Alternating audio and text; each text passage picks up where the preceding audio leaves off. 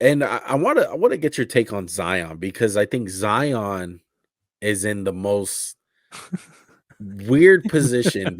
Just the Pelicans in general. The Pelicans are sitting real nice. Their arrow is pointing up. They did all this. They had all this success without their quote unquote best player. They keep on drafting good. They got Herb Jones. I really like what they did in the draft this year. And Zion is just this guy where you're sitting on this huge asset that you can literally trade and just get better. And it's the biggest question mark right now. Like, what the fuck goes on? Like, what is going to happen to him? Yeah, I'll give you what I think, but I wanted to give you can I give you my ideal New York situation real quick? Yeah.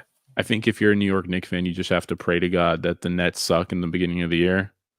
And then KD's like, I'm going to move crosstown to the Knicks.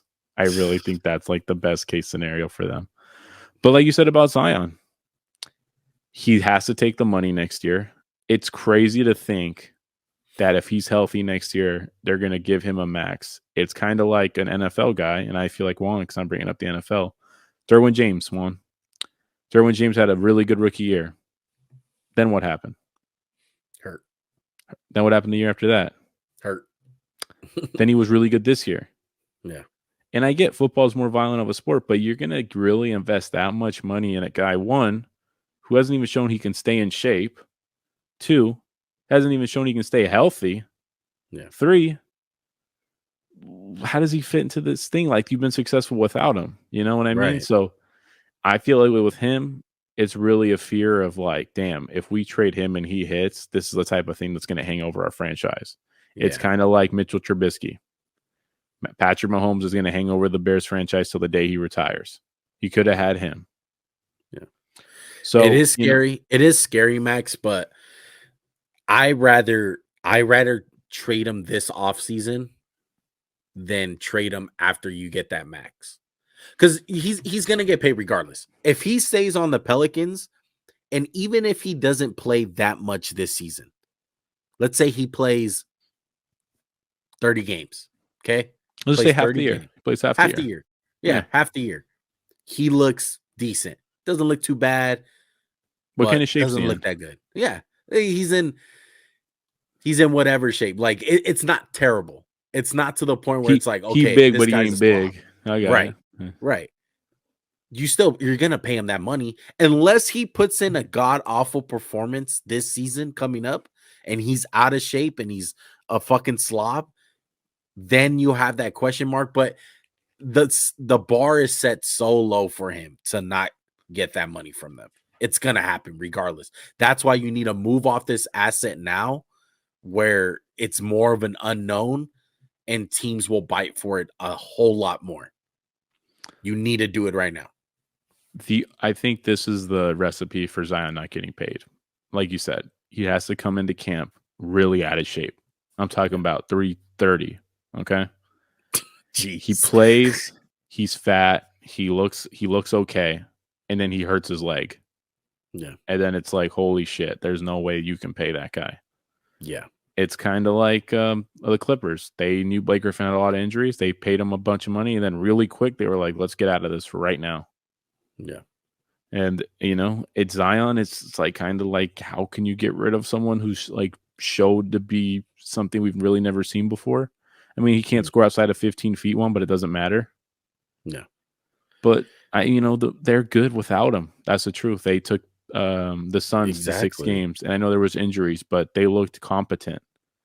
Yeah. And they got something. Look, they got something brewing that's, I wouldn't say special, like anything like the Warriors or something. No, I would just say they got something brewing that's pretty good. That's something where it's viable to the point where they can be a Memphis Grizzlies and compete in the playoffs. Like, that's their ceiling right now. Do you remember when everyone was talking about, Brandon Ingram thinks this is his fucking team and it's really Zion's? Right. How can you say that to Ingram anymore? Right. Exactly. There's no way. Brandon Ingram's the best player on that team. Like, it's not even close. I mean, I would say Zion's more talented than him when he's healthy, but like, he hasn't been there for 2 fucking years. Yeah. And Ingram's been an all-star caliber guy. I mean, he's made all-star teams. He Mhm. just showed out in the playoffs. And I mean, let's be real, man. If Ingram might go number 1 in that draft if we redid it. And it's just, how can this be Zion's team? Well, one, he doesn't show the leadership to really get into shape, really get into like, I'm going to really work on my body, because I don't think it's out of the realm of possibility one to say, hey, he got hurt because he was out of shape. Yeah. And they simply don't trust him, Max. Yeah, he They would have just came don't. back last year. Yeah. We saw They the don't trust videos of him. We saw Yeah. pictures. It didn't look good. Yeah. And everyone wants this guy to fucking succeed. And he's great. That's the thing. That's the thing. Like the numbers, the analytics on Zion is absolutely nuts. He was so efficient. He was phenomenal as a player when he was playing on the court. But my next question will be throwing the Knicks to the side, because of course the Knicks will fucking pay an arm and a leg right now for Zion Williamson if they can. What team do you feel like can take that risk on from Zion, but still give up some assets? I would say Portland.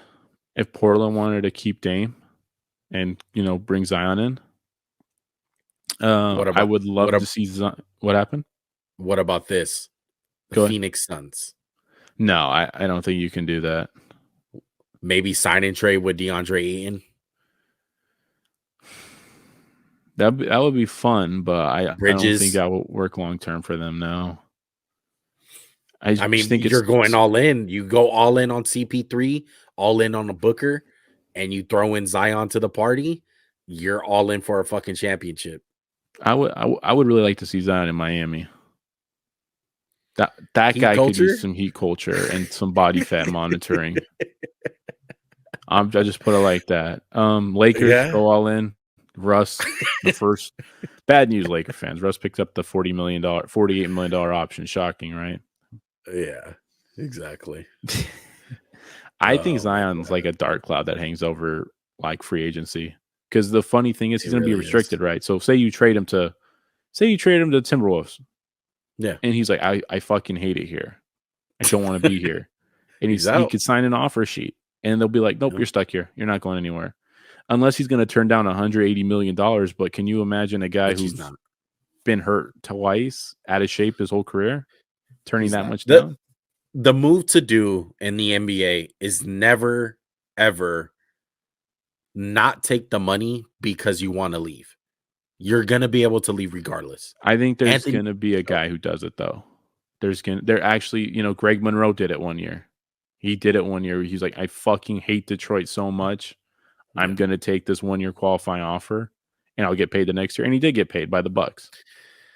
I just think that's on a lesser scale. It wasn't $200 million he was turning down. Right. It was like 50. Yeah. But that was a lot of money back in 2010. It is a lot of money, but I just feel like it's on a whole different level when you're talking about that kind of money. The $200 million. It's like Anthony Davis, bro. Anthony Davis knew all along, I'm gonna take this money, I'm gonna fucking play, and I'm gonna force my way to the Lakers.